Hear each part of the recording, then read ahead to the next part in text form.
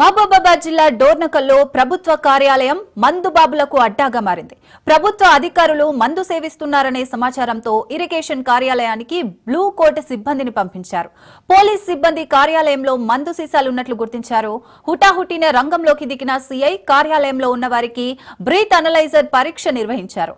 నిర్లక్ష్యంగా వ్యవహరించే అధికారులపై ప్రభుత్వం కఠిన చర్యలు తీసుకుంటుందని సీఐ తెలిపారు.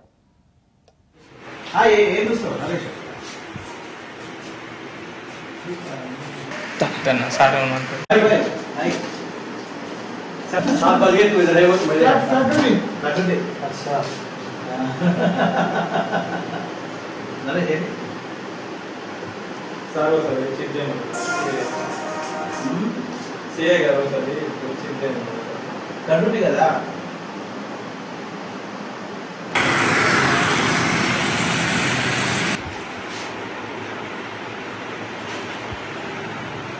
जोड़ा